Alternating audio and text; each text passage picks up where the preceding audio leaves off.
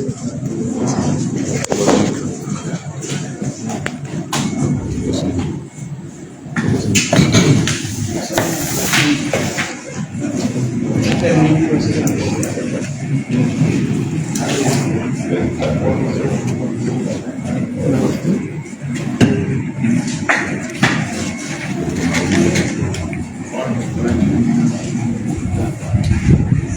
good morning to everyone.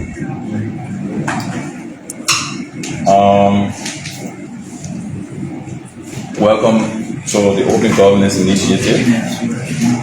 Today is Thursday, the 12th day of March 2026.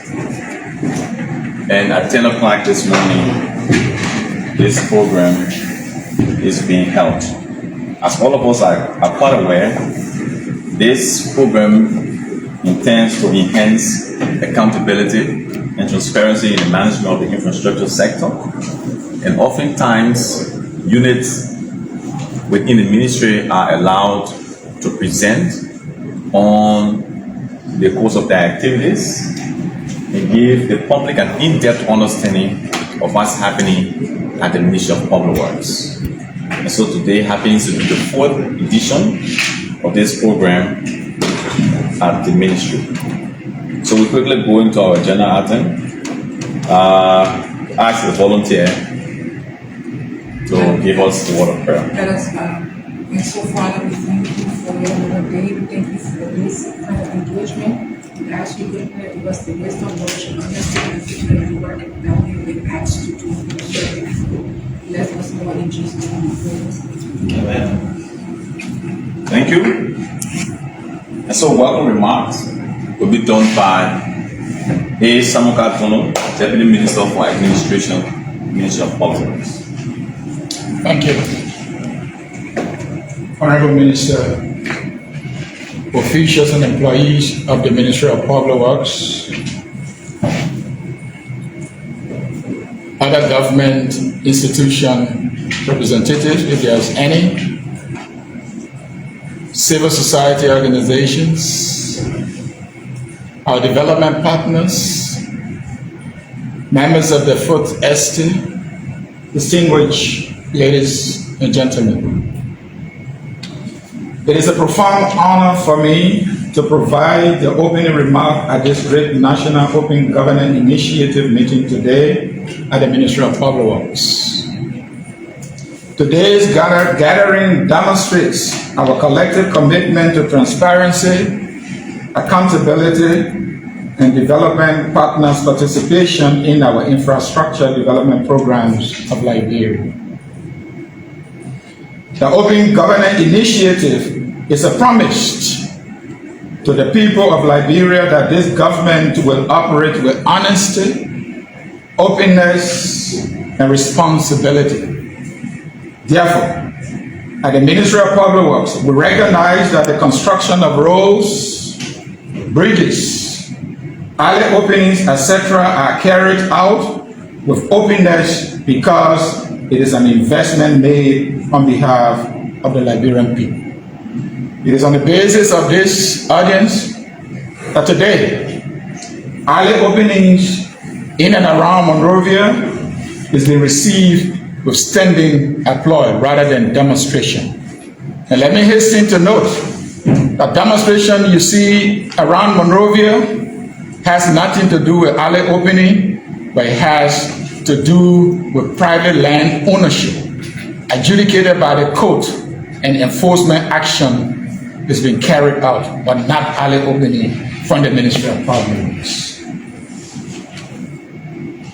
This meeting provides the platform for dialogue, collaboration, and sharing of ideas on how we can strengthen open governance practices in the infrastructure sector of Liberia. By working together, government, civil society organizations, and development partners, we can build systems that promote integrity, reduce corruption, and ensure that national resources truly benefit the people. As we move forward, Let us renew our commitment to strengthening transparency in procurement, improving access to information to our citizens through billboards, and focus group discussions during project planning and implementation. Through these steps, we will build a government that is more open, more responsive, and more effective. On behalf of the Ministry of Public Works, I extend sincere appreciation to all partners and stakeholders who continue to support Liberia's governance and development efforts. Think Liberia, love Liberia, build Liberia. I wish us all a successful and productive meetings. Thank you. That was a loaded statement. Thanks so much to the Deputy Minister for Administration, Samuel Kantono. And next is an opening address. And it is done by the Minister of Public Works, Roland Laffield Giddings. So without much ado, we'll turn it over currently to the Minister to give us the opening address. Thank you. Good morning to everybody. You're most welcome. For those of you who are visiting guests who should be here from the civil society, if we have anybody from the civil society, from the Ministry of Information, if there's anybody from other government agency, we want to say welcome if you're here, and also to our employees that are here who have come to make sure we continue with the Open Governance Initiative program, which is intended to just be open and transparent as to how government is executed across the country, specifically with what we do here at the Ministry of Public Works. This is a continuation of what we've committed to as a ministry and overall as a government. I'm sure it's been executed by other agencies also, but the Ministry of Public Works has signed off to ensuring that there is transparency and accountability in what we do. I'm a little saddened by the fact that we do not have most of our partners here this morning, especially those who should, the civil society, the folk the press, who should be here to ask a lot of questions about what we are doing. And this is why we open up every unit and every division over time to be able to present in an open way to the public about what the Ministry of Public Works is all about, and to ensure that we are able to be transparent with reference to what we do in terms of procurement processes, contract award, operations, and execution of the different contracts. Questions that you may ask related to different concessions that we may have gotten into as a government, especially for the construction of roads. So we are happy to continue to do this. I'm hoping that we insist and get the partners that should be in the room for this initiative, because this is a commitment that the Ministry of Public Works have signed up to. And let me also say congratulations again for the continuation to the Deputy Minister for Rural Development and Community Services, who is the lead on this Open Government Initiative. This is to show that we as a government will continue to be transparent. I hope next time we invite Satan. I don't know whether they were invited to this. They are part of it. They are part of the initiative. Exactly. I will send before the source for the chairperson agreed that he would be here and gave his remarks. So his name is in the good. Namo is supposed to be here. Was Namo invited also? Namo should be invited because Namo normally read the government, present report about what the government do, especially on the AAID. So in terms of showing that there's transparency in the execution of our function under the AAID, then I think we need to invite Namo. So please, let's take note. The intent is to make sure not just government actors, but the civil society, which will include those who talk about how transparent the government is, the folk estate, the press, which is concerned about many of the things we do here, to give them an opportunity to be able to, interact with the ministry at this level. So all of the different sections going forward. It is my hope that we pursue all of these different organizations and institutions to be here, so that when when the next edition is executed, we will have the people who we should have in the room. I know we go public, we go live, and there will be people who will also follow us on Facebook and on the ministry page. It makes sense, but we want an interactive section that will bring into the room the right people, so that the right questions can be asked and the right answers can be given. But let me say, on behalf of the Ministry of Public Works, for those of you who are here today, we want to say thank you for coming. And this initiative is not a one-day initiative, it is a continuous initiative that will bring to bear all of the units and division of the Ministry of Public Works to explain to you what they do, how they execute what they execute, and any questions that you have to ask, they will be prepared to answer those questions, so that we can enhance, the initiative of being transparent and accountable as we execute government function here at the Ministry of Public Works. Once again, I would like to take this time to just welcome you and open up this edition, as I will ask to leave because I have a better meeting currently just about now at the Executive Marshal.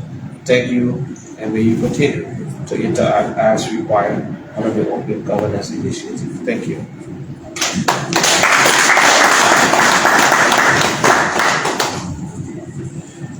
And so thanks that you just listened to the voice of the Minister of Public Works, gave you an overview of the entire program, explaining the rationale of it at the Ministry of Public Works. And so next, we move straightly into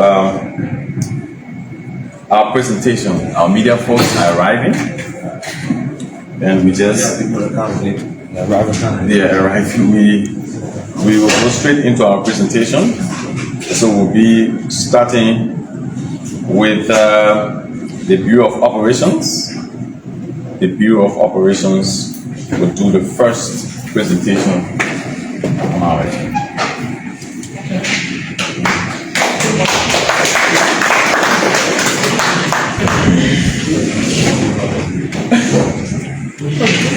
Good morning, everybody. It's good to be here, even though it's my first time in this meeting, because I'm always out when it's being held. But I'm happy to be here today to share what we are doing at the Bureau of Operations. And as per our presentation today,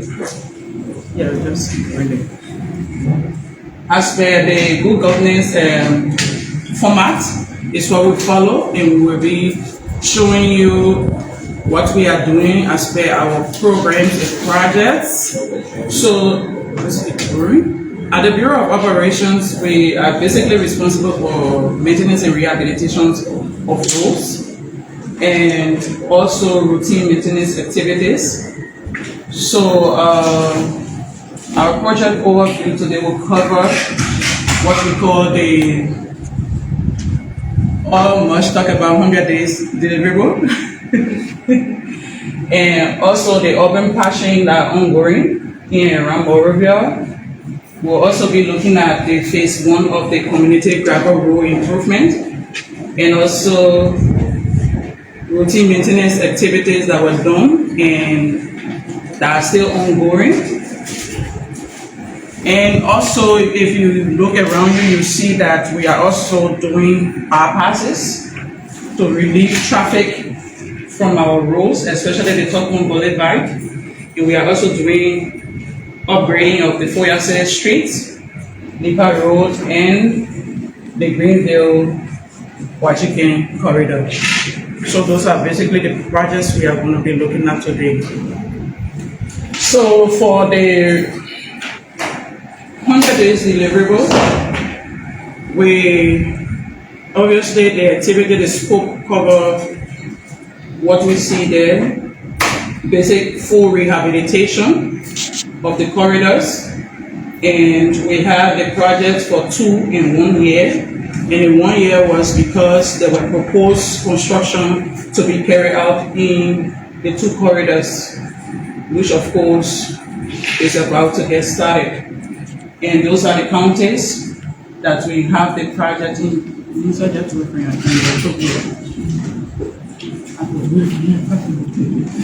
Okay, so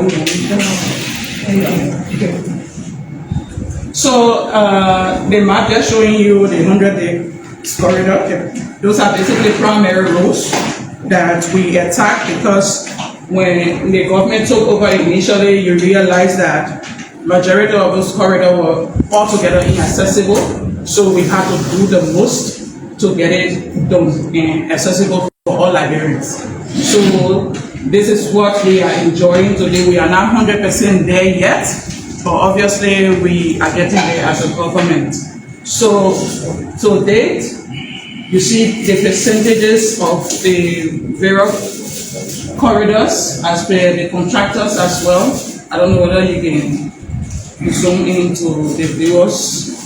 But we have the salary to Bonjourman corridor currently is at 82%, and the Bonjourman to Foya 80%, the Foya to Menikoma is 92%, and we have the Broadway to Bao Road is at 86%. We also have the Bao to Bobolu at 75.6%.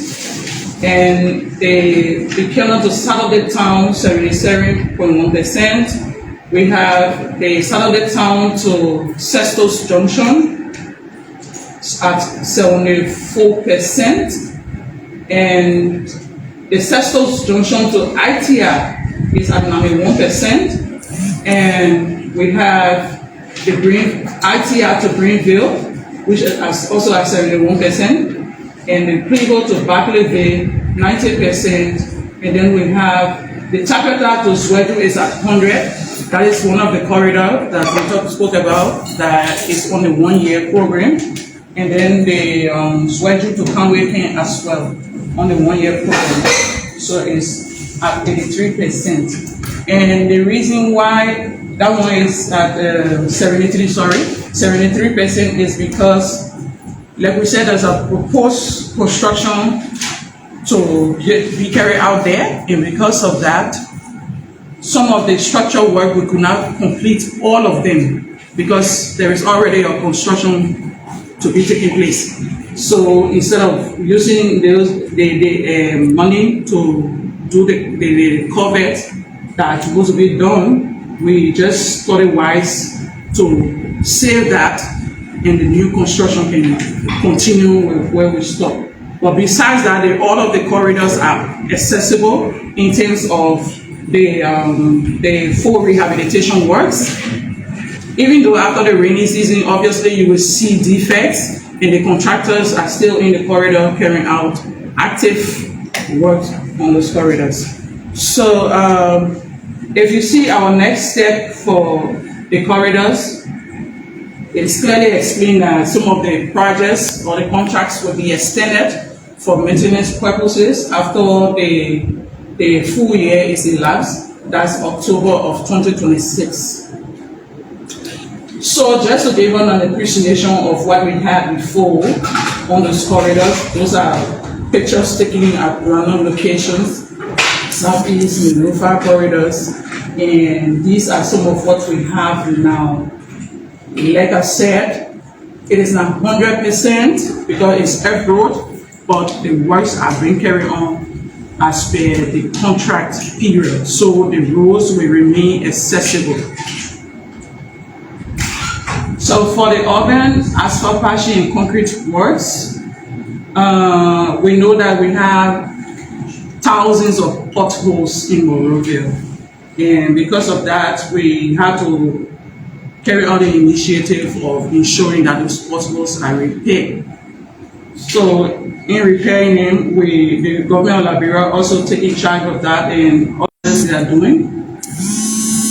We have corridors that were in the assessment immediately 2024. We did the assessment and the construction started, or the repair work started. Additional, even those that were not even also noted, were also observed developing. So because of that, you see a contractor work within a specific area, for example, like Painesville, and then another contractor is also working in that same area. So you can take note of that. So we have the Sidonian group in the Kingsway area, took charge of the Central Monrovia area in part of Simcoe and Oro. And except for defects, liability, when defects are observed, obviously the contractor will go back to restore those places. And we also have the quality group that is taking charge of Jamaica Road, Japan Freeway, and we know the famous Stella Maris Polytechnic at the Foreign Ministry, how it used to be very bad. We see that it has been fixed now. And we also have quality again doing the concrete patching works within the Momotown and Logantown area. The Logantown Broad Street road, we all know when we used to pass it how it was like. Currently in a more favorable condition. And we also have the Johnson Street to the Freeport corridor. We know how terrible that corridor was. And now at least we all have a relief because of its improved condition. So basically the projects, I would say we have quality project is still ongoing, the contract is still ongoing. The two contracts, both for the concrete and the asphalt patching works. The Freeport to the Johnson Street to Freeport is in defect liability, and obviously we already heard the good news that the Japanese will be taking over soon on that corridor. So these are some of the photos from the works of the contractor. We won't go in with too much pictures. So our community gravel road. So the ministry thought it wise that we have hundreds of requests on a regular basis from communities asking us to intervene on that road, which of course they shouldn't be asking because it's the government's responsibility to provide or improve those corridors. But regardless, we understand that we can do everything at once. So we thought it wise to start the improvement of these roads, that when it is time for full construction, you already have a stable base where you can start from in terms of installing the covers, the required covers or drainage system that's supposed to be in place, and also providing a full rehabilitation of the corridor in terms of its surface to ensure that it is improved for accessibility. So we were able to identify several communities within and around Monrovia and then Lower Magribi. And these communities, we divided them into 5 lots because this project or this contract was purely for Liberian contractors, small businesses, so that they can be able to participate. So we have 5 contractors that participated in the culvert installation works. We have Homeland Construction and Engineering Services, HIP Consult, Echo Construction, Kingdom Business, and then PUA group of companies. So the communities, maybe when you look there, you will see your community name, but you will see that we've been working in several of these communities in Painesville, in Bushwell Island, and then Central and some part of Central Monrovia. But during the implementation, you realize that we have some corridors that were really terrible. One, for example, the Samukatan Road. If anybody been on that road, I will appreciate that you go back there now and appreciate what you see, because that corridor was terrible. There's a section of it they call Waterside that no one could easily cross, but we were able to get it done. And we also, you also see the GSA Community Road, the Guest House Road. All of those corridors are currently flyable. We've made provision for all the drainage systems. So we are also in addition to, why not going? I will just show you pictures. Fees. I think so. Moving on. Okay. Okay, so these are photos, some of the photos, few of the photos from the activities. It is expected that the contractors will be finishing this phase 1 soon, and then we'll kickstart phase 2. So if we didn't do your community before, rest ensure that your community may be included in the phase 2. Anthony, your community there. Your community may be included in the phase 2. So we know we've been receiving tons of requests from communities, and those are the requests that we use to be able to incorporate in the phase 2. So for our routine maintenance activities, like we said, even if we do the roads and do the construction drainages and we don't maintain them, obviously we are heading for disaster.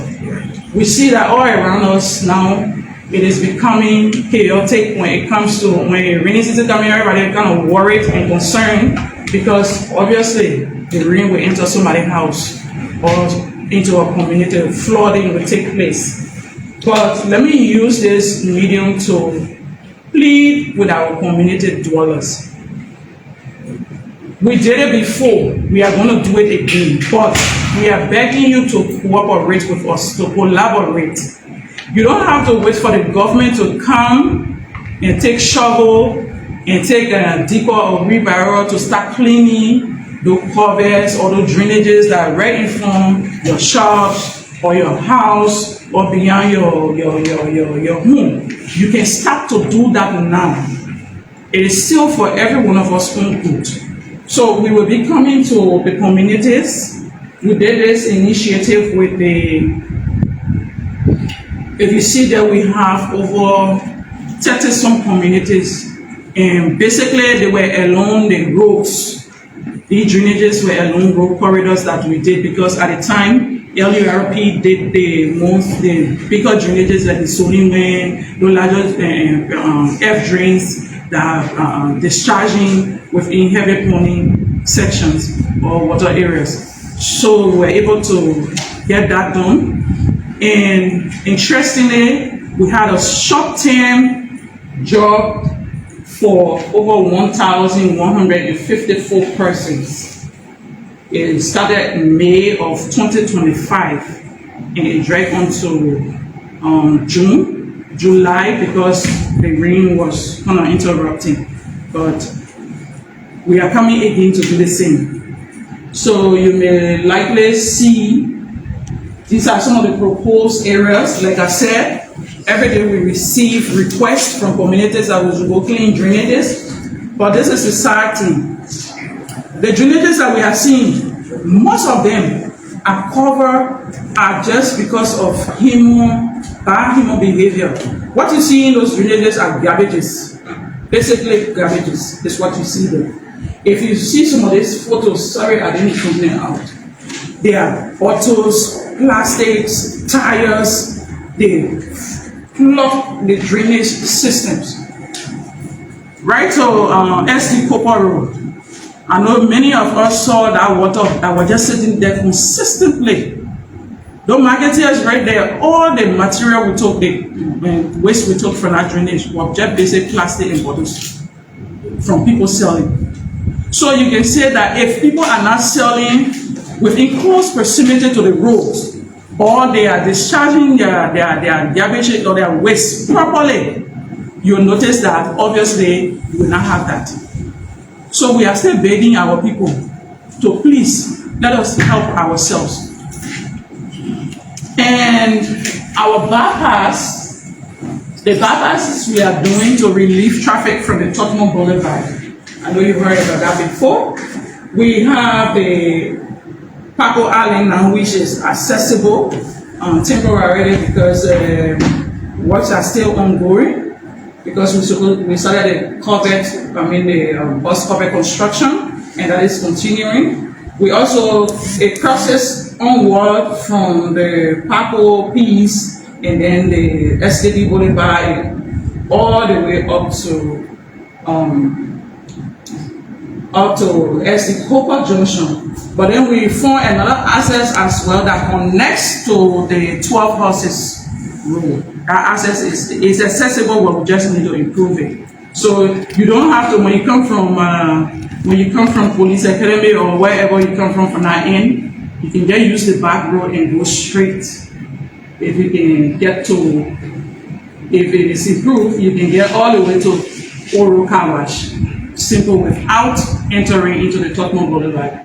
So those are the corridors, basically the corridors we have, and there's Coco on the back side there. So just also to give the Chinese chance to be able to do their work. Okay, so this is the basic information about the project. The project is 1.5 million because of the structural works that we have to do and the heavy filling with boulders material because the swamp section has to be well taken to. And those are just pictures of the concrete pavement. Basically, and that contract was for 12 months. 12 months, and it's ongoing. We have 3 contractors in our corridor, and the roads are basically the ones similar to in the airport road, and we have other corridors or other streets within the city that will always also be done. We have Legal Group, SSF, and then BK Enterprise that are carrying on the construction. Currently, they've done clearing and to start major construction activities. So the greenfield to Niploko and then the Wachiken Road, I can tell you the first section is the contractor already on the phase 1, lot 1. The contractor is there, it's accessible. We drove all the way up, we crossed, but we couldn't enter to the Wachiken side because the log bridges are all broken down. So hopefully the contractor in the next few months will be engaging that in. So as up to the Greenville and Wachiken people, you'll be having access to soon. So we have, that's the basic information as well on the project. We have over 12 bridges to be constructed on that particular road, on our corridor, 12 bridges, concrete bridges, and also they are in the length of 12 to 14 span, 8 to 14 span bridges, and over 200 plus culverts and bus culverts to be constructed because there are too many water crossings there. Yeah.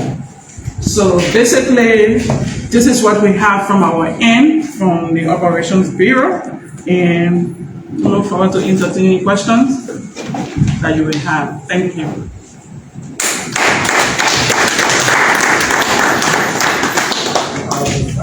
Well, thank you so much. So, as we usually do, we allow the presentations to go on, and at the end of it, before questions are entertained.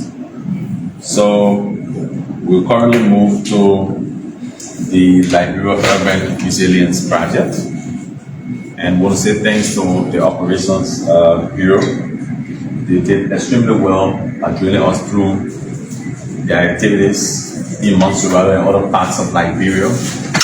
And I think the Assistant Minister for Operations did a magnificent job by giving you detailed account of the project, the progress level, and the amounts that it cost. So these things are important for the public because they allay some of the speculations that we hear out there.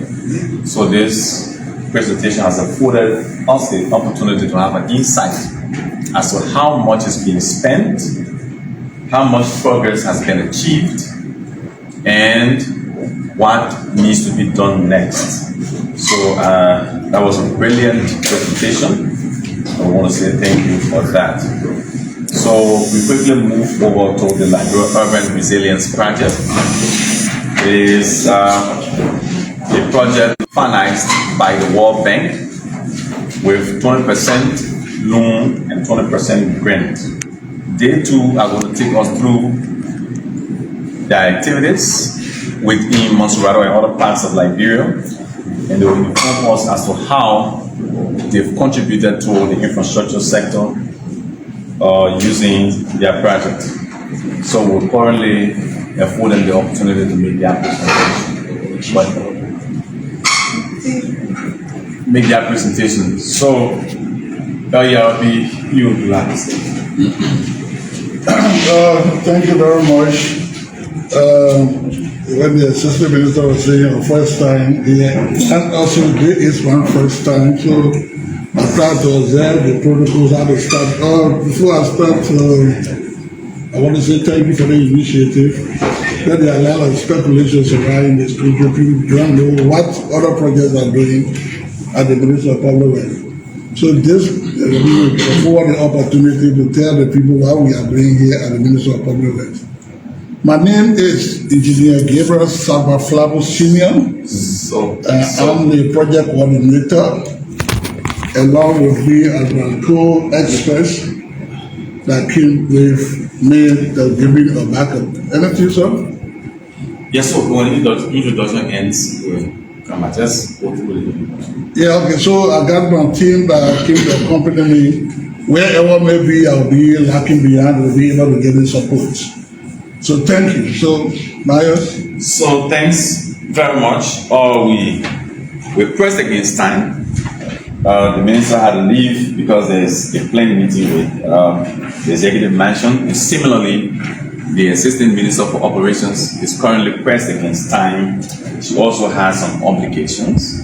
So we, as the program debates, we will have to do adjustment to afford all the opportunity to respond to one or two inquiries that other people may have, including the media, and she'll just excuse us, and then we can go on about the program. So, Fran FM, you're the only person I see Joe FM walking in. Okay. So, if you have inquiries, you can ask, and they will be responded to. Please be alone. My name is Thomas Lincoln Clyde from Pram FM. So my question is, some citizens complain about roads project that starts or remains unfinished. What measures are being taken to avoid that? It's not that the projects don't finish, but yes, I can confirm there are delays due to so many reasons. But regardless of those reasons, we have an obligation to ensure that the contractors comply and we ourselves complete the project. So we want to assure the public. I know of some reports, especially on the community gravel road, that we were receiving from some communities in terms of, for example, where the contractor, yes, they are detours, but Liberian people, half of us will know one road to take another road. So those difficulties, and the contractor will go in and sometimes just cut the entire road because they see detour, and also it inconvenience the people, and it takes long to get the concrete work done, and then the curing process. We cannot hurry all of that up because we're not using additive to be able to speed up the curing process. So that's why you see those things happen. But we can assure you that we are doing our best to make sure that those things don't cause any problem for the public, even though there will be inconveniences. Yeah. Got any more? But just more on a generic for public works project. Generally for public works project, if you're doing bridges, concrete work, we have to understand at any time we have to cut up the road for curing process, as she said. But then you should also know that we have our procurement processes that we have to adhere to. Sometimes when we start with, for example, only the Seaway project when we started, immediately the rain changed our operations. So that was one of the major factors that we had to abandon most of the project because we can't do lateral road work in the rain. So they were one of the major factors that we had to do. So some of the places that we went to, like you were saying, local town, the challenge there was huge because the water that comes from uphill to downhill was huge. You couldn't do anything that was working. So those are some of the challenges that we have along the way, but we can assure you that no project will be abandoned. We will finish our projects, and this engagement, this is why we're having this kind of engagement with the public. If you have your comments to make on the Facebook page, we can assure you that we'll go back on the page to respond to your queries and your questions. We'll go back there. So if you online, you watching or you follow later and you have to watch the thing, if you have a comment to make or any question concerning the mutual public works in the project you saw projected, you can make a question and it will respond to you subsequently on the video. This is all part of our initiative. Yes, no. What standards are being used to ensure that roads are durable and non-last? Okay, thank you for that question. So sometimes people think we just randomly pick construction activities. We in Liberia we use the ASHTO standard for construction works, for the concrete, pavement, asphalt. We use ASHTO standard. Even for earthworks, those are the standards we use. But I know it's fast becoming that everybody, when you see the way when you're beginning something, you have to stutter when people say, oh, the engineering and and they're doing bad work and this and that. It's true, sometimes some contractors can cut corners, they can won't cut corners. But what we have to continue to do is be vigilant and ensure that those standards are followed, because durability is what we want, and we don't want the point where we do the construction and we say, oh, the road's spoiling. We'll do all we can, all the necessary measures. That's why we keep talking to our people. The drainages, when you keep clocking these drainages, it also affects the road, because when the water is sitting on the road, the water not going consistently, it causes problem for the pavement. So we're just pleading with all of us. We will continue to follow the standards and do our best as an institution. And we also ensure that the contractors comply with the required standards. But we also encourage our people. Let us preserve the infrastructure, the assets that we have. Well, I think the questions were responded to adequately. Okay, I see the hands of Nimrod. Yes. Yeah. I'm Victoria Sana Nimrod from the Ministry of Public Works. And this question is meant for somebody out there. Madam Minister, during your deliberation, you said some roads were identified for intervention. Yes. And this is my question, Madam Minister. How are the selections done? Are they done as per the administrative discretion, or they are done based on the critical spot or the severity of the road condition in those communities? Okay, so the selection process is basically based on the need, economic and social need, because and accessibility. There are some communities that you go to, you see a road, maybe it's just a link, it ends right in front of somebody's gate. Basically, it's not that we don't do those roads, but we don't prioritize them.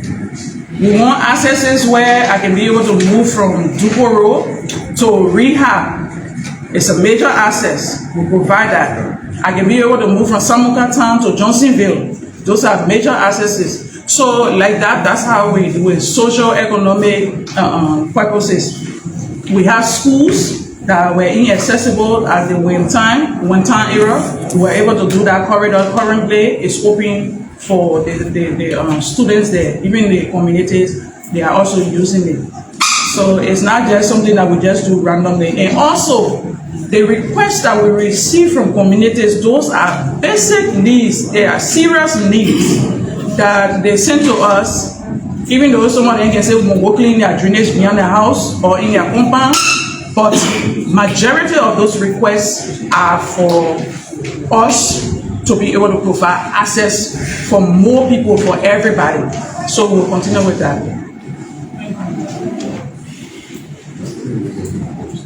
So, okay, I think member of the National Civil Society Council, you just come in, I don't know whether you have a question, or if any other person got a question, they can ask. If you don't, then we move on. Yes. So I'm Stephanie Duncan, and I report for Joy FM and the New Republic newspaper.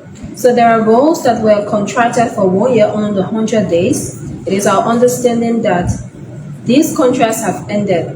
What are plans to ensure that these roles do not deteriorate? Also, how do you intend to sustain the gains at the end of the 2-year contracts? Thank you, Stephanie. So during the presentation, I don't know whether I can go back there quickly, but they are out there that we clearly stated after the 2 years, obviously, the contracts will be extended if we don't have provision for new construction. So for the contracts that ended for the 2 corridors, that's the Tapeta to Swedru corridor, we know now we have a contract for the pavement from Tapeta to Tollstown. So the other section, obviously, we have to extend the contract if at all we don't have any construction works going on, new construction going there. The same thing for the Swedru to Kanweke. We also have new construction allocated for that corridor. So that's why you see, but we can, like I said, we assured the Liberian people, we will not sit here and allow our roads to go back to what they were. Obviously, we will keep them accessible.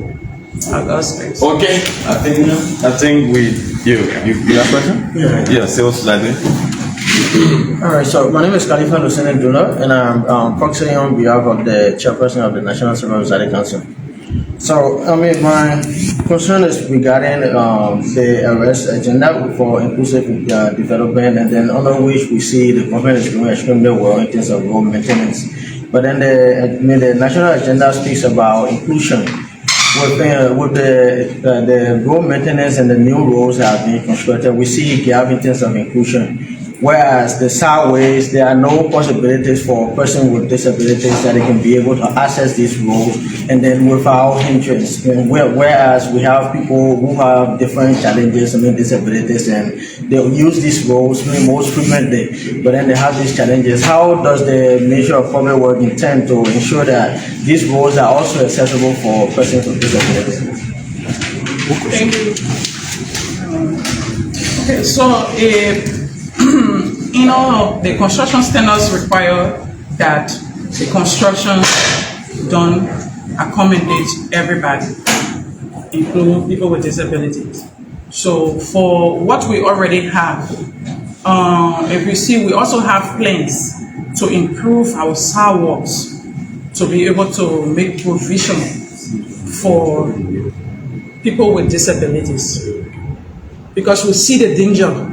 The danger are clear and present.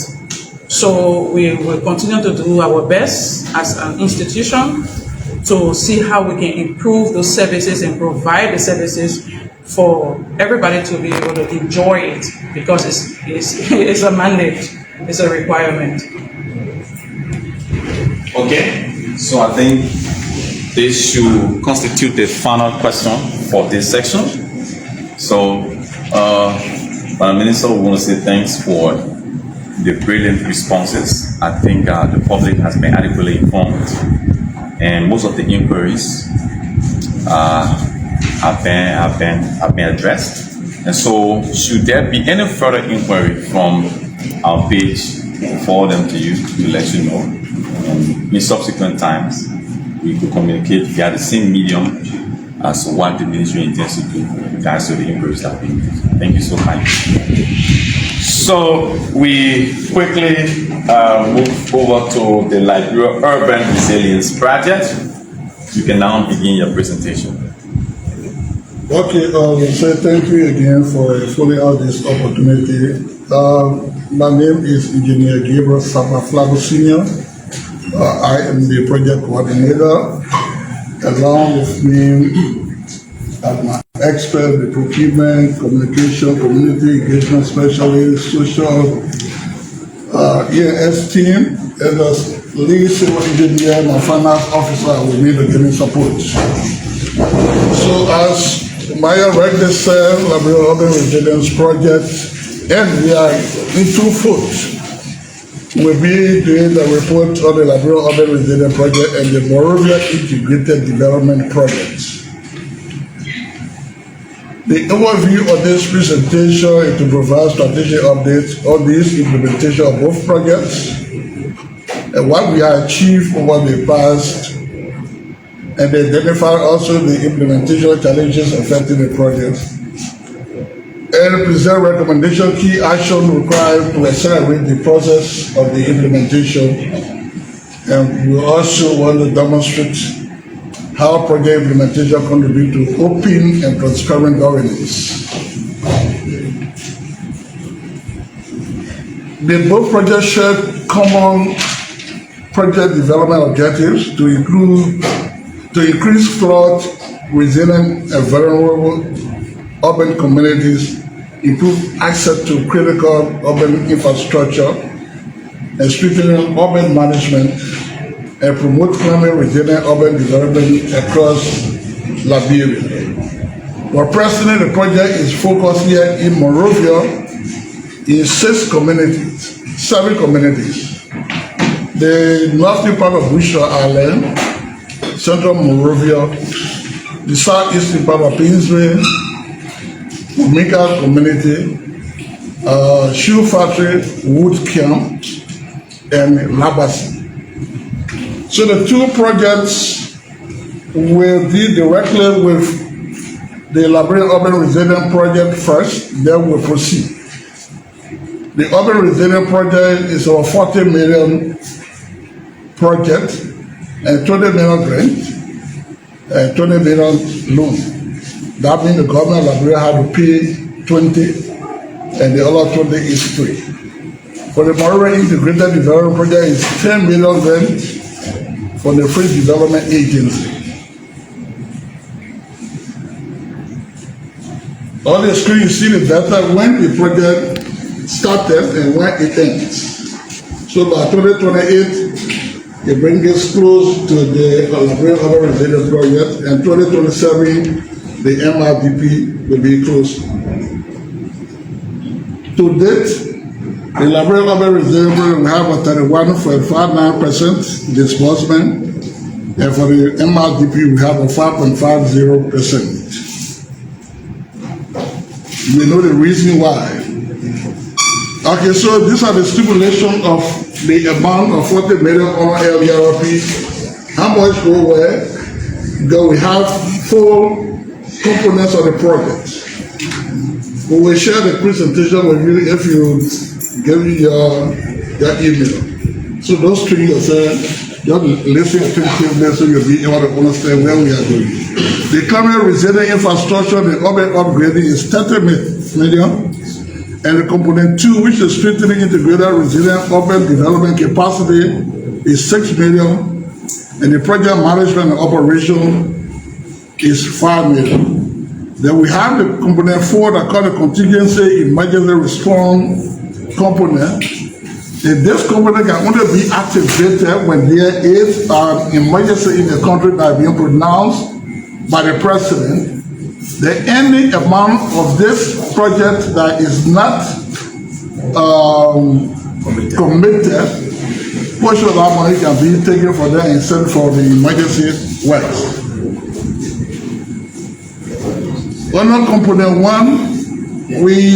I'm giving you the update now where we are and where we are going. So under component 1, we are doing a feasibility studies and detailed designs. For these 4 communities that the Liberia Urban Resilience Project is focused on. Due to inadequate funding, so we started with 2 areas. Location 1, which is the northern part of location 4, which is southeastern part of Painesville. So we are going into the detailed designs for the area. The feasibility studies and detailed design for the 2 locations will commence. So we anticipate that the detailed design for the 2 first locations will be completed by June. Then by July, we'll be able to be tendering for works. And what do we anticipate to do? We floor in resilient infrastructure. We'll be building drainages. We'll be clearing waterways. And what our drainage are we building? We got concrete, we got stone patching, and we got natural drainage that will be so big. But why you say rehabilitation drainage and you got F drainage that you are designing?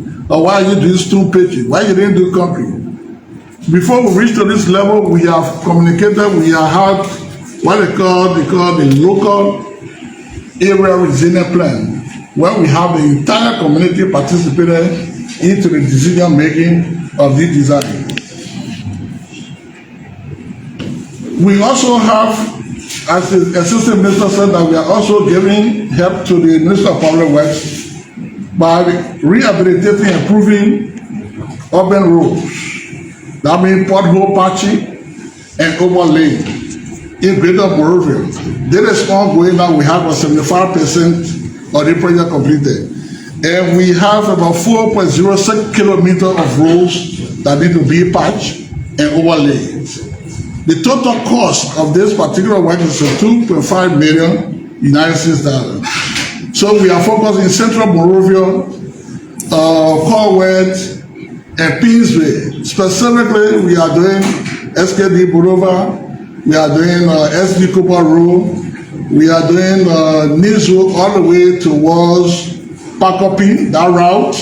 We are doing Zizek Community, Dupo Road towards the President House, and Police Academy Road. Also, the main Boulevard at the SD Cooper Junction is part of the project. The reason why you see that we excavated and we leveled it down, it doesn't mean that we're not going back there.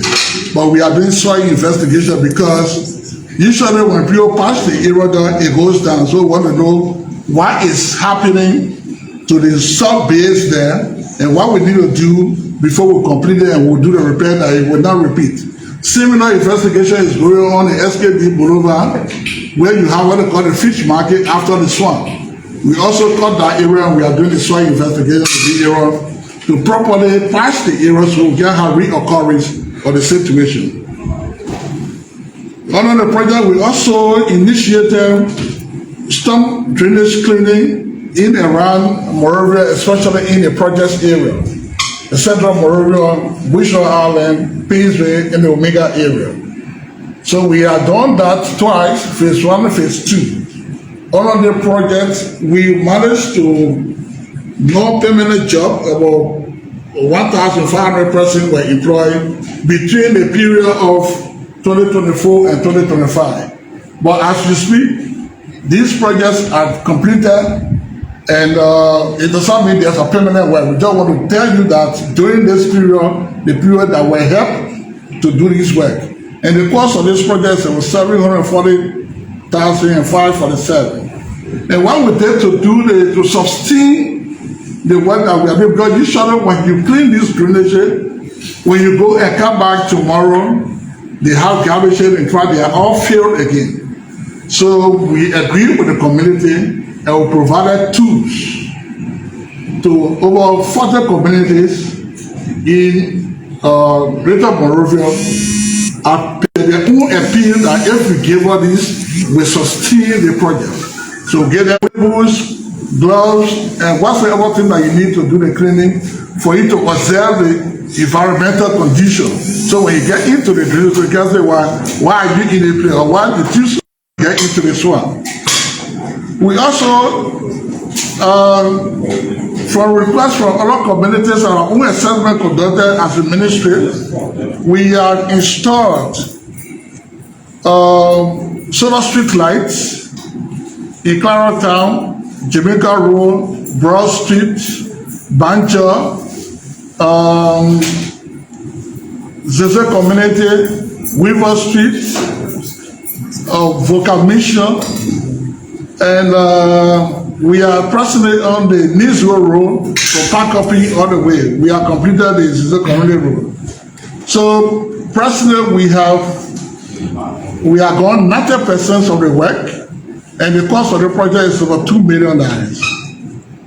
We decided that because other people can exactly say, we don't know when the people say the project, but we don't know the cost. We decided to give the cost to verify what we are doing, and we are not doing it in secret, and it is open. We also contributed to the connections of water system, water home for the hospital connection for LRSC customers. We helped them, we connected with 2,500 customers, Central Morelia, Painesville, and Bushra Island.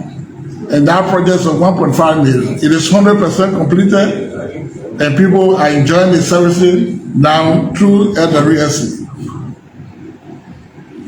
Under component 2, where we are strengthening resilient urban development capacity. Usually when people talk about capacity, we talk about sending people to go train and come by. But capacity has different fronts. So under this, we're able to install 100 kV hybrid solar power for MPW that costs $174,000 United States dollars. Then we also supported the MCC, PCC, where we supported them, supplied 25 kVA and 30 kVA respectively solar system, the president working for them. We supply ICT equipment, engineering tools, like drones, surveying level GPS. This is amounted to $188,445 United States dollars for MCC. The project of the ministry did not stop there. To sustain the operation in Wayne Town, we procure and turn over to them 1 bulldozer and 1 excavator for the operations of Wayne Town. We also procure 80 drum of 200 liter what we call fire suppressant foam concentrate for the same dump site. And the total cost of these things that we supply to them under this contract is $630,200. Component 2 continue. We also supply to our own ministry through the project 4 dump trucks, 2 backhoe loaders, 5 portable water trucks, water pumps for MPW drainage cleaning operation. And this costs us $668,600 United States dollars. President, we are, the issue of urban planning in Liberia is a new phenomenon.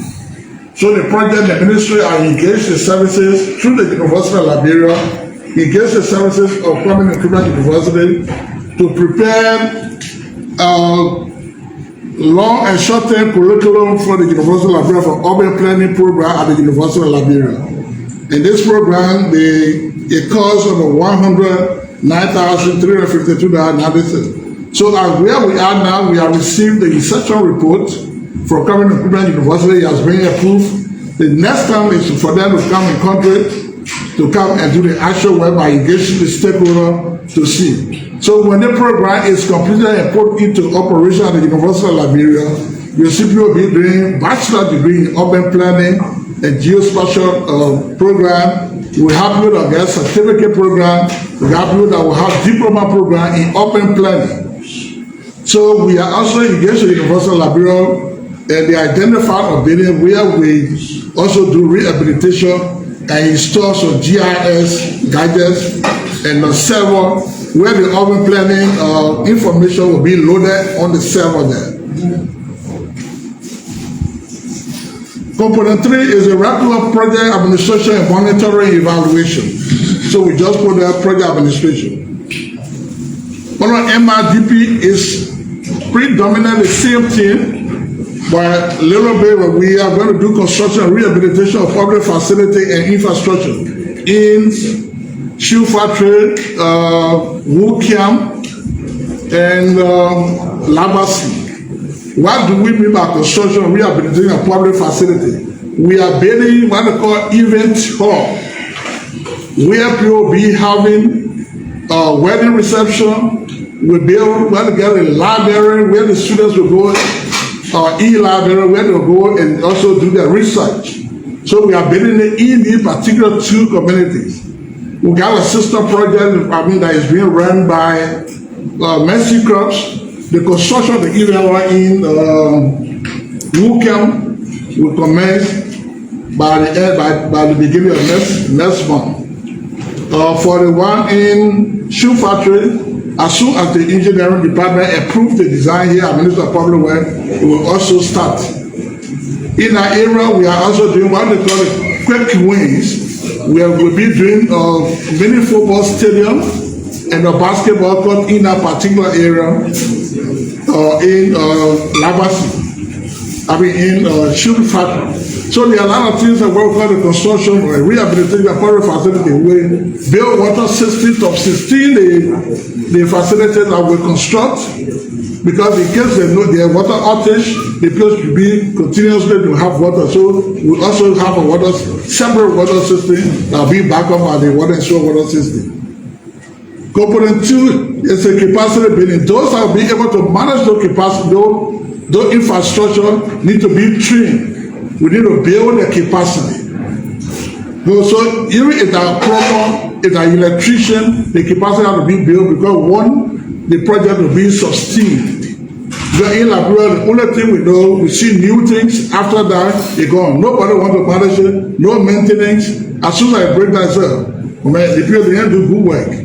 But to sustain it, want the community to get involved, and we are involving them now.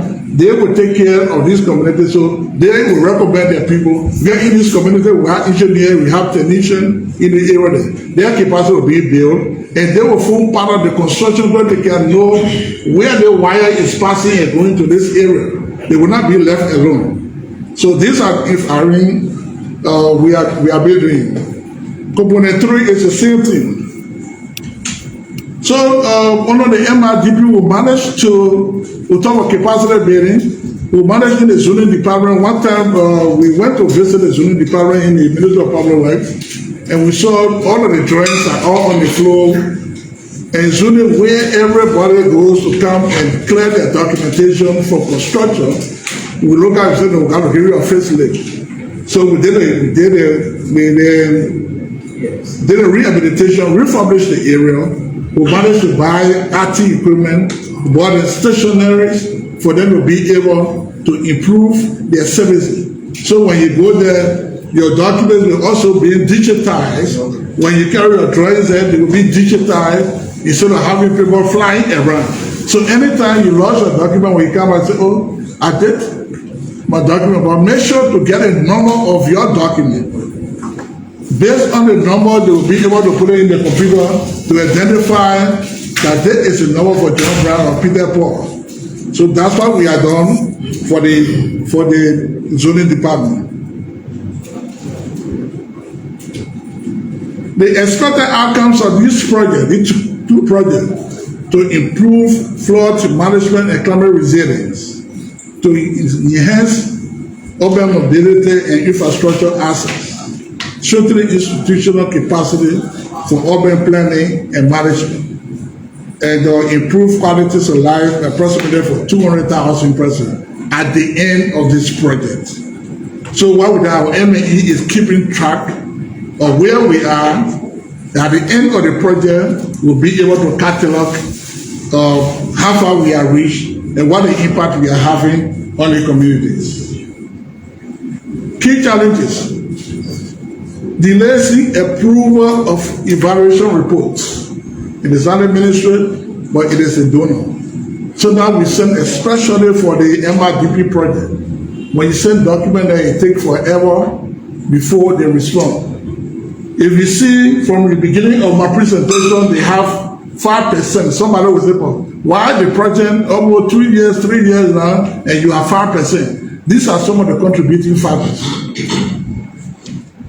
If I can tell you the drainage cleaning that we did twice under the World Bank project, the sea enrichment was done under the MRDP, the Free Development Agency. We started 2023. We did not start anything until this month, that's the time, for 2023. They just approved one drainage cleaning. So these are things that contributed to the delay or the minimum disbursement we have for them. So the contractor failing to meet agreed delivery times. We are finding it very good. We say we want to promote organization in the country. But there are other people that will come and bid for the supply of equipment. And they will send a very good, bank statement from the banks. And we will write the bank will confirm indeed the person have the money. But time to deliver, they can default.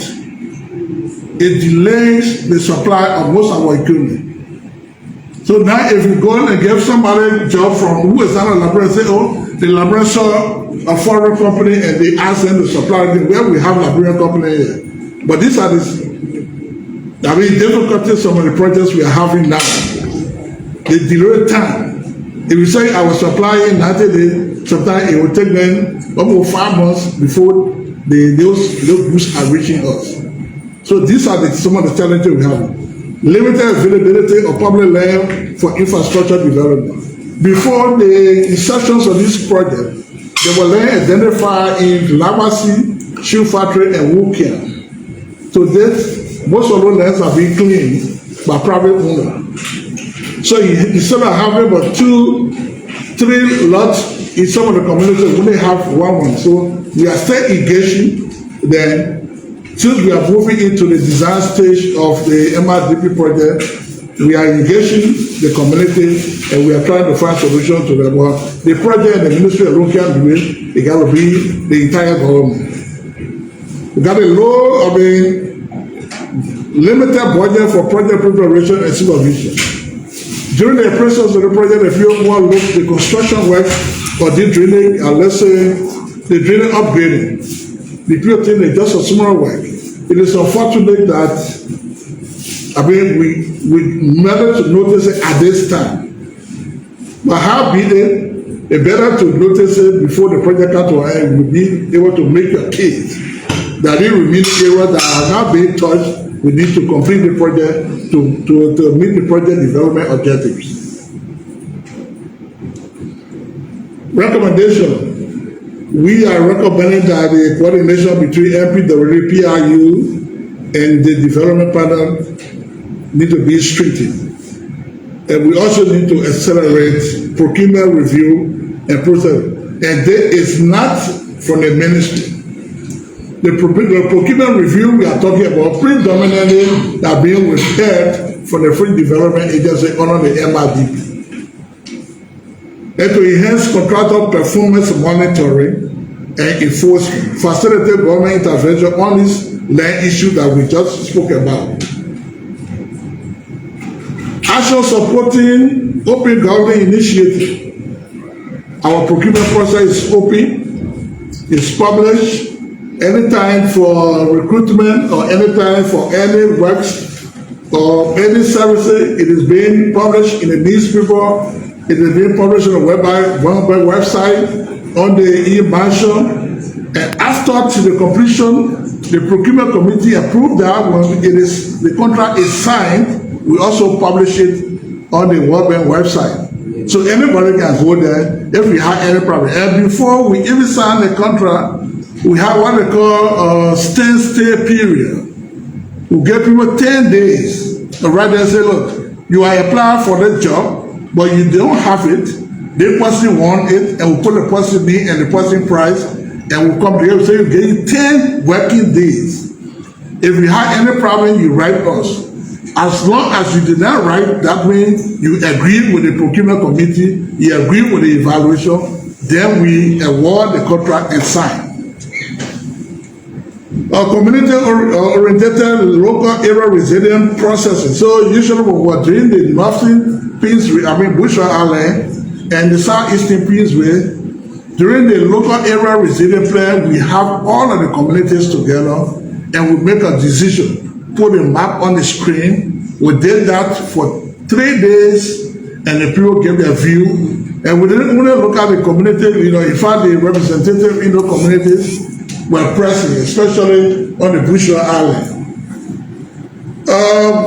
During the commencement of the project, because people report and they do not understand what the development objectives of the project and what the project is ought to cover. So what we did, we conducted a training for media before we started this initiative. My communication expert, I think, how many persons were invited? How many media we trained? I know Imperial, Spoon. We have a lot of media that were trained to be able to cover our project. So every cabinet you cannot just write, and the training we brought extra to train there. to tell them if you are reporting, just go a project municipal public work, but you got to be definitely LERP or MRDP. Then you know the project you are reporting. But there are people that are mistaking. We got a lot of projects in the building. We got the World Bank project also on the IIU. We got the World Bank project under the LERP. We got the African Development Bank project also in this building with different responsibilities. But people just report to see in the paper. What is that for LERP? They will label it against LERP. Then we have to go and clarify. What is that for IIU? They will label it against IIU. Then IIU say, but man, why did you go and tell the people? I said, no, it's not me. So to avoid all of these things, we managed to train good number of media personnel that to understand our project. So when their friends are writing, they say, no, there is not a project, there is a project. So on the screen, you see some of the work that we've been doing. That what you are seeing, the street patching that we are doing. We said we are doing about 4.06 kilometer Central Morovia, Carwet, and the Peaceway area. Peaceway carried the bulk of the area. And don't ask me why, because there were the plenty who were there where we went. Okay, the equipment that you see down here, that is equipment that we purchased and get the MCC, and the one on the left side where you see the castle, that the one we bought for ourselves, Minister of Public Works. So you see here, these are the solar street lights. And we see where you see the castle on the left, that is before, and that is the same community. And you see on the right here, it is after. So the brighter portion you see here, there is the area the street lights are operating now. And on the left side you see here, that's the time we flag the drone. At the time there were no lights. This road you are seeing here is the Weaver Street from Tubman Church towards the Academy.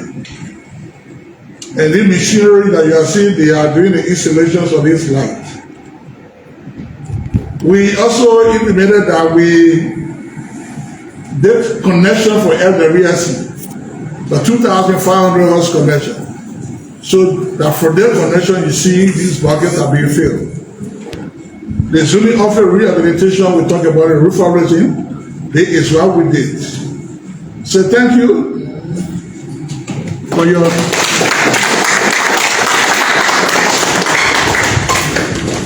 Well, interesting. Brilliant presentations are coming out, and it only demonstrates that those in whose hands these responsibilities are given are handling them in a very adequate manner. And seeing is reason why the output from the Ministry of Public Works is undeniably one of the best amongst ministries, if not the best. So you just listened to the presentation made by the Liberia Urban Resilience Project, and they told you that the project has two components. They explained component one, component two, its significance to the work that we do here at the Ministry of Public Works. They gave you a play-by-play analysis of the financial implications of the project, the extent of progress made, and where they are headed. So I think the public is adequately fed with the information. We're anticipating that the media will help us amplify what has been presented so that the public gets to know that under this open governance initiative, we kind of open up our books and allow the public to see into it, to know how much is being spent behind these projects and what are the progress levels from project to project. So with that being said, we'll open up again here for questioning to the media, civil society as well. If you have questions based on the presentation that was made, to ask a question. Yeah. Just call your name and introduce yourself. Thank you, Chief. My name is Louis Ted, and I work for the New Dawn newspaper. I'd like to thank you for your presentation. But I'm concerned about the outcome. So, on the presentation, the slides that talk about expected outcomes. I'm concerned as to what is the guarantee that you can give people in here to make sure that all of the expected outcomes that you talk about be achieved. I'm asking this question because many times we listen to people, to ministry agencies, they will give updates on what they intend to do, their project and other things, but at times if they fail in their expected outcome, they don't come back to say why they fail. So I'm just asking, what is the guarantee that you can give to make sure that all of your expected outcomes are achieved? Thank you. Okay, thank you very much. Maybe if I be leaving something out, my colleagues were giving a market. They received from the beginning. To achieve the outcomes, the activities that are leading to the achieving of this outcome. And I said from the beginning, we are going to build flood resilient infrastructure. And no flood resilient infrastructure, where are we now? We have 4 locations on the Urban Resilience Project. And presently, we are doing what we call the feasibility studies, preliminary and detailed designs. Upon the design, you will be able to tender for works. So if you tender for works, then the flood resilient infrastructure that will be constructed that you have designed, then the contractor you have will go there and do those work. So, upon the design completion, upon the tendering of works, hiring a contractor, then the contractor will go on to do the work. I was quick to note that the funding were inadequate. Therefore, instead of doing the 4 locations immediately, we decided to do 2 that the cash available can accommodate. And I say it is not late. The ministry will stay engaged, the World Bank, for us to be able to complete the remaining 4. Is that okay? Yeah, my name is Yanti Koga, report for OKFN. Yeah, when I came in, I saw a slide that talked about feasibility study on Omega market. Say it's on our way. All that we hear is some years ago that the Omega market was constructed. So could you mind telling us what is exactly is the new feasibility study on the Omega market? And then secondly, their project that you talk about, the urban road rehabilitation and improvement in Greater Monrovia, and then figure are attached to it. And then you also talk about 75%. Mind you, when the public, those who following this live coverage, sometimes they wonder, you say 75%, where are these areas? How can we track them? Could you mind calling some of the names of these places as well, so that those who are watching, those who are listening to the radio can feel the impact to say, look, the work are ongoing. Okay, thank you very much. I will start from the last question. Yeah. Okay, we said we have 4.06 kilometers of road patching in Greater Monrovia. And I said, Central Monrovia, go see on Nipple Street now.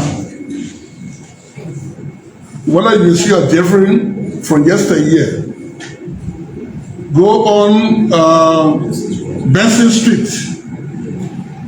Whether you compare with what happened yesterday, go Waterside before you get on LC Gate. Go see. Go on Buchanan and Benson intersection. Go on right before connects from Bassa community.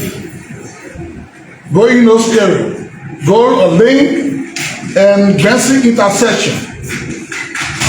Okay, so it's not few to need few in Central Monrovia.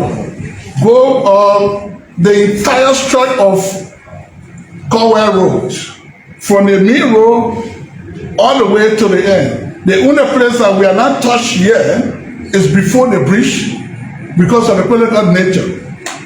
Because the turning movement there, we decided to have done asphalt, but we felt when we put asphalt there, it will not last. We want to do a concrete.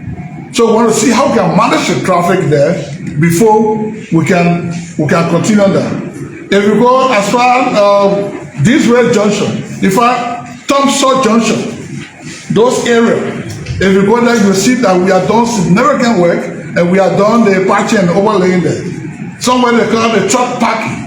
Equal well. Have you been there recent time? Anybody who lives in Cornwall, they will tell you they can be closing the island draft. They're not passing any hole again.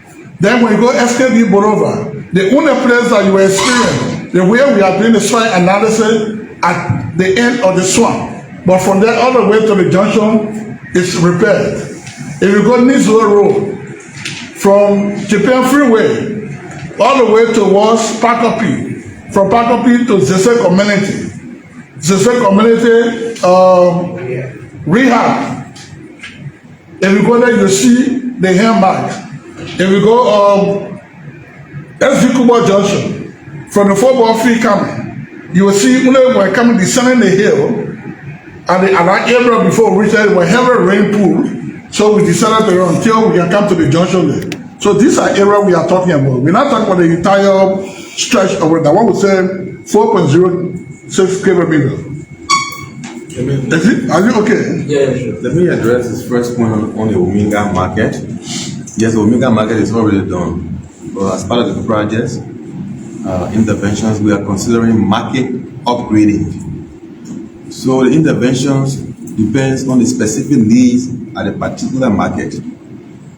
For example, there could be a need, to provide lighting to enhance security. There could be a need to provide access to water, like we've done now at Ominga. If you go to Ominga, what he just mentioned, we have connected Ominga market. So there are water sources there now, tap water in the area. So marketers will be able to use them. It will be different also. We are also considering stuff like providing a facility where women that come to sell in the market, some of them are lactating mothers, so their children will be able to find a place to play while their parents are selling. But I think the big question is a challenge that we have noticed in our market areas. Ominga, Douala, for example, in the Ominga market area.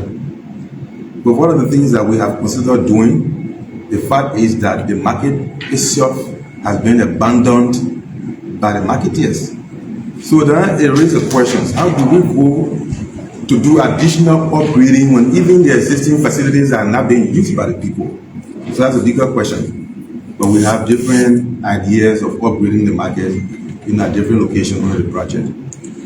Okay, so when you heard feasibility study and design, from the initial asset, due to limited budget, we are looking at location 1, which is northern part of Visual, which is Douala and Niggertown, and the southeastern part of Painsville. So there where we are doing the feasibility study and detailed design now. Omega and Central Monrovia will follow when we have, let's say, launched the tender for works. Then we start what we are looking for also money. The money cap we have now can only do location 1 and location 4. And the work we want to do also in our place, as the expert just said, the drainage system. Our project is flood resilient infrastructure. That's what we want to construct. Is that we are building market house? No. But the drainage in those areas there, we are assessing them and to see how we can contain the water so it cannot overflow, not go into blue houses or go into the markets. So that's what we are focusing on. We are not building market. I will do market upgrading, but it's very disheartening. Where you see, go to Allah, they got more than 21 store upstairs. You know what they got there? They got toilet, they got how they call it, garbage. Instead of putting the garbage outside, they clean upstairs. They are where they put the garbage. Go to Allah, you see. And we went there with a World Bank team. If I upset there where we wanted to design to see what's the big building models we can see and build or something here when they come to have almost like a daycare school in the area there. But the downstairs is better than upstairs. Garbage, they take it from up, down, and carry up. So they say, well, what upgrading can I do in this place? We gotta change our mind and change our attitude. It's the same thing that we do. We clean drainage today. Tomorrow, when you come, somebody have put garbage, and that is a challenge. That is a challenge that we have. You clean drainage today, and tomorrow you go back, somebody have put garbage there. So we are doing our best to conscientize the people. We are doing our best to, communicate with the people to see what we can do. So we are all work together as Liberia to have the problem resolved. Thank you. So I'm Stephanie again, a report for Joy FM and the New Republic newspaper. Speaking of drainage systems, are there current collaborations with the MCC or PCC to ensure that drainages once cleaned are being maintained so there are no monies wasted? So are there current collaborations with the MCC or PCC? Yes, a good thing is that MCC is on our technical and on our steering committee. So we report quarterly to this committee. And the technical committee meets like monthly or bi-monthly. So we are collaborating. So there are systems in place to ensure that we are still in the let's say in the stage of see how can we address this issue. In fact, that's why the design, the feasibility study is all taken into consideration. How can we manage from clean the drainage? Where can we put around the drainage belt? Where can we put the drainage? And how can we remove the drainage? So all of this is presently our environmental and social team is working. In fact, yesterday there was a workshop held here by the environmental consultant where MCC, PCC, most of the stakeholders participated yesterday on the issue of this waste management, not to enter into the drainage system. So we are cognizant of the fact that the drainage issue is a very, very difficult issue, and that's an issue that need to be addressed before to sustain the project. Yes, I think it was earlier said that communities were bought materials, right? Yes. Hand tools, to continue the efforts. So there are systems in place definitely. They were given tools, they were given training to take on some of the responsibility of doing their own drainage after the project should have been in place. And when we do the tools we get there, we don't just leave it. In fact, we were telling the tools over at the time. Info or the Deputy for Rural Development was acting as minister at the time.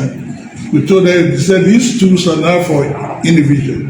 It's not for community chairman. It's for the community. So they signed documentation that our communication, community engagement expert, that you follow on every month, at the end of every month, to make sure that indeed these tools are available and these tools are being used for the intended purpose. So thank you. So we got more questions. I think from let me ask the final one. Down. So let me ask the Final question from you. Yeah. And then we'll see what's that. I'm concerned about durability. How durable are the roads that have been patched up to the extent where we don't see another pothole being created after 2 to 3 months? That's one. That one question is, what's the relationship between you and the FWLC? Because many a time we see when the ministry construct these roads or patch up this road, water and sewer will just come up. Probably they will get heads up, dig, say they're looking for prep or somebody stealing water, and then the whole place will turn whole. It will just end up leaving out like that. In the end, the whole road will be deployable. Okay, well, thank you. The durability that you're talking about, Minister of Waterway is a road ministry, right? You know that, right? Minister of Public Works is a road ministry. So it does not mean that you say Liberia Urban Resilience Project doing road.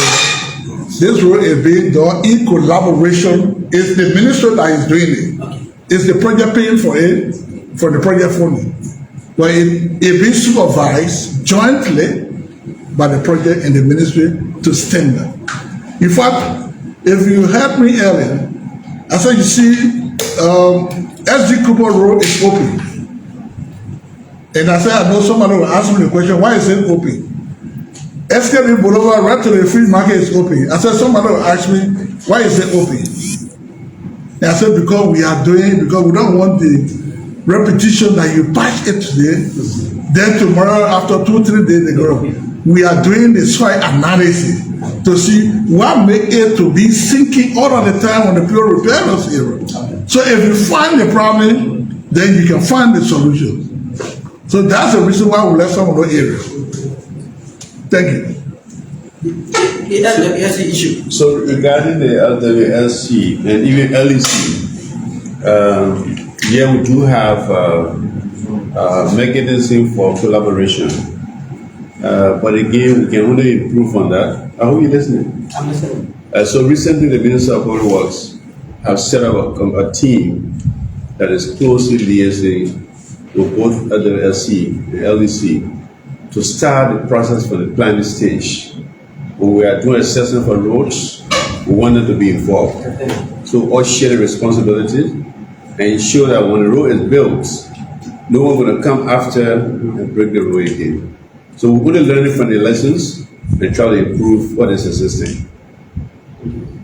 In addition to that, you see, Gully and Bessie intersection, that section was delayed significantly because we were waiting for NWC to have the line installed before we do the cut. I think we see some of the areas still left open.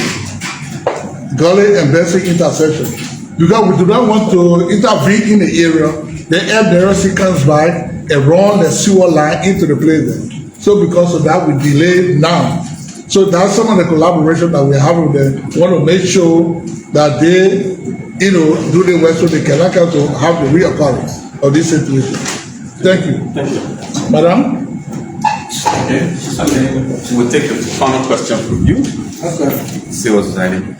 All right. Thanks again for. This is I think it's kind of tremendous. Seeing the level of work that you have done. But then I have a couple of questions. Maybe you give me, please bear patient with me.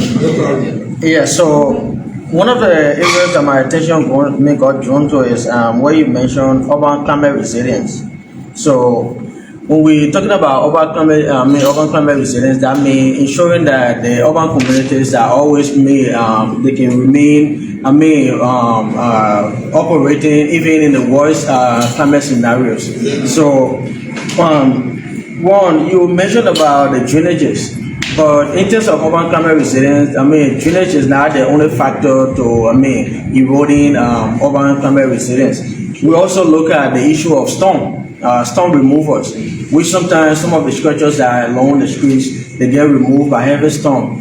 But then I did not see any plan that has to do with urban greening. Whereas when you have trees, maybe you have trees along the street, these trees, they reduce the weight of the storms that usually come. So the impact on infrastructure, it reduces because of these trees that are there. So that will also help with urban climate resilience, but I did not see anything of such mentioned. Then in terms of ongoing support, because we see that Liberia, we usually have 6-year development plans. And after one regime, another regime comes, they have another plan. So the ideologies, political ideologies, are always different. So how do you intend to ensure that beyond regime, these development initiatives are sustained and then they continue to receive support? How also do you intend to ensure community ownership? And then in terms of heritage, we see that, I don't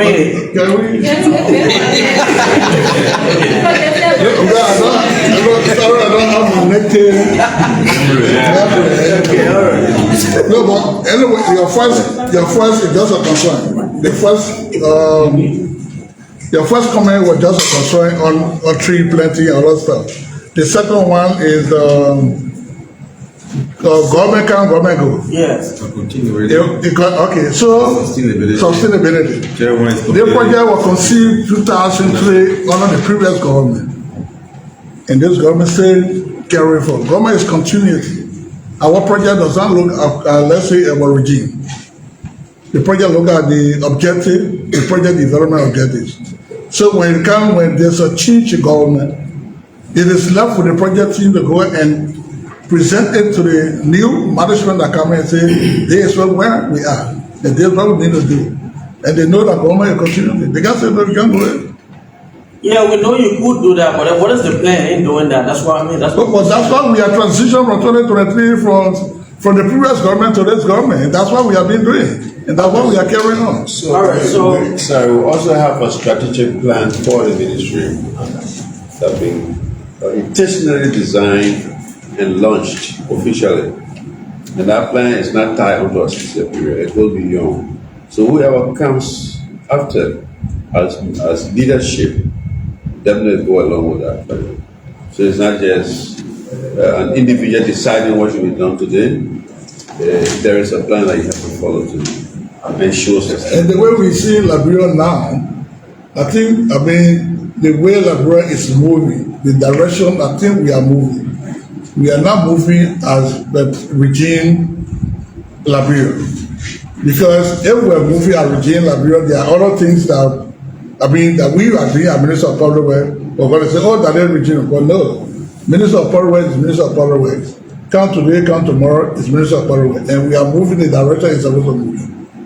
And whatsoever project that is here, that guy development objectives will be prepared to carry on. So my next concern is the issue of the heritage. How do we intend to maintain the historical narrative of of our urban communities? Because in some countries that I've seen, because we look at best practices as well. Yeah. Some countries that I've been, I see that there are certain areas in a country where you cannot change the structure of that particular place because they want to maintain that cultural heritage, maybe like in a decade or maybe like in a century to come, that people can still be able to look at that environment and reflect how the society has been, and then to be able to see where the society left may improve and how these changes were made in the society. Okay, so thank you. As I said, we were doing the local area resilience plan. We work along with the community. We didn't do it in isolation. We make them to own the work we want to do. So the local area resilience plan give rise to the preliminary design. So we go to them, look, we want to do this in the area. We put the picture up. And we all work in the community where the intervention will be done. And they can tell us, look, I don't want the one here. They were not supposed to be here. This thing was here before and what we think they want here. I think we want to let improve on the other side here. So we have got a very good community outreach. So and they are owning the process. Road construction in some communities, and then there are also politicians who always come and they say they're doing elections. They want to also be able to provide some support with community roads. And then I still hear you talk about the issue of funding challenge, the limited funding. How do you intend to consolidate this funding to ensure that they can be able to, contribute to the funding gap that you have? Which to make sure that the political funding? No, I mean like the local concession funds that you have. The way you tailor your question, you are going beyond my project. You are looking at the national government, and my project is restricted into just my new portion of Monrovia. And it's not the entire country. If you're talking about politicians, my project is just my project. It's looking at only 7 locations in Monrovia, not even the entire Monrovia. So until the question is clearly defined to my project, then I can answer that. But what you're talking about is purely national. Yeah, I think this should constitute the final question for the day. I want to say thanks to the media and civil society alike. They have shown great interest by these inquiries they've made, and I'm sure that they got the responses they so desired.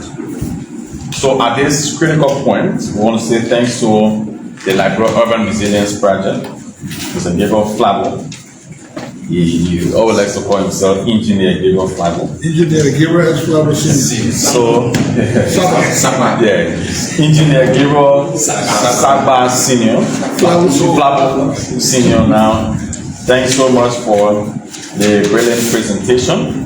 We hope that your project continues to impact the overall development of our country as we try to break the barrier of underdevelopment and meet expectations to put our country on par with other countries in the Manu River Union, West Africa, Africa, and in the future, the world.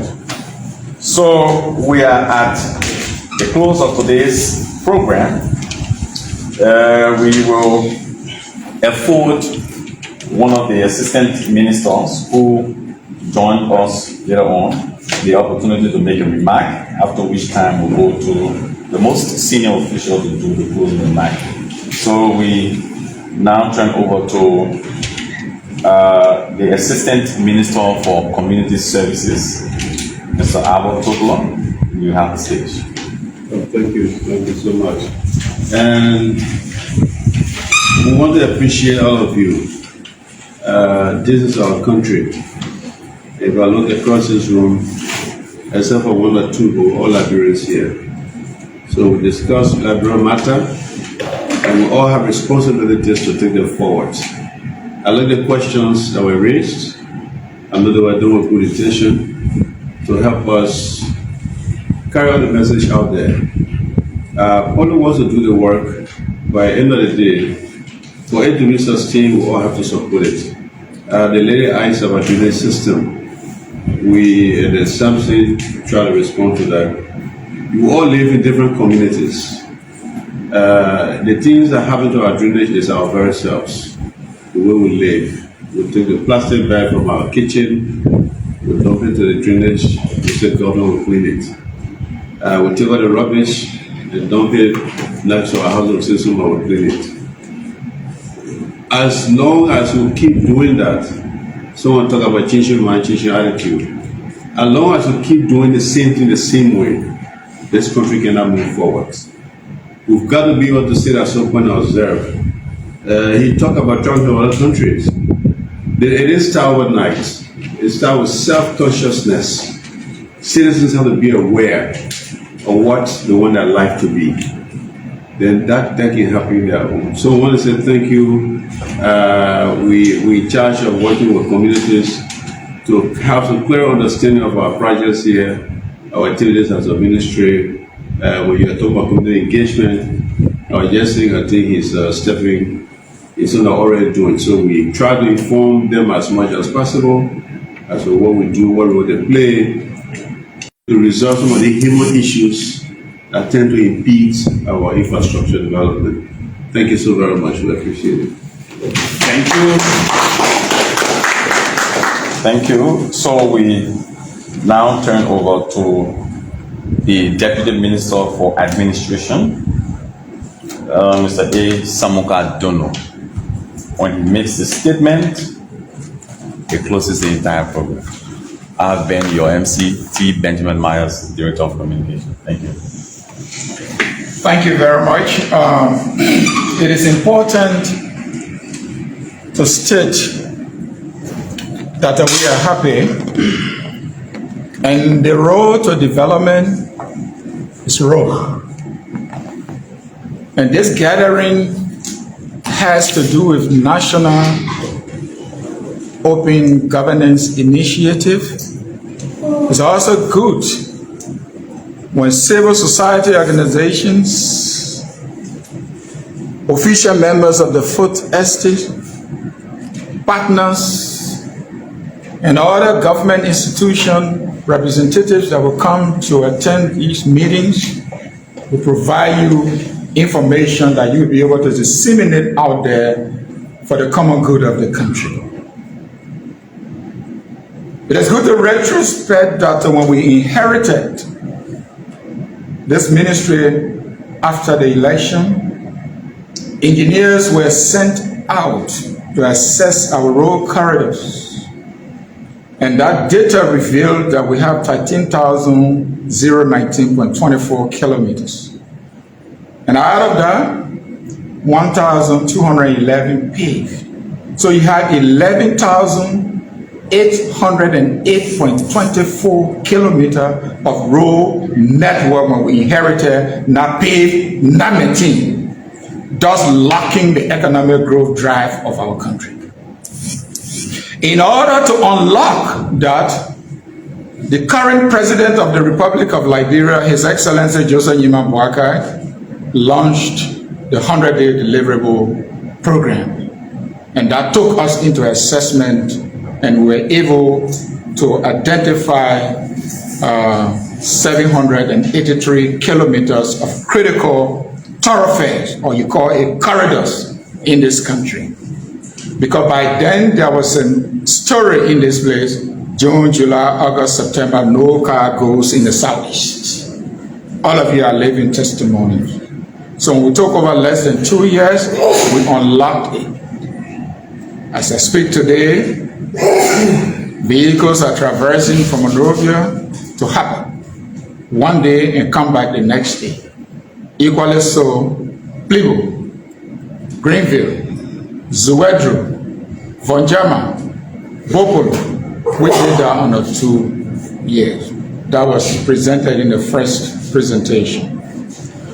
And then we also decided to engage the city center of Monrovia and ensure that major interventions take place to cover the potholes, the traditional Maple Street.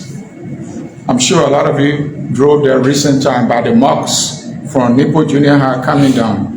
You move there now, the field you saw there yesterday, the water that persistently sat there is no longer there.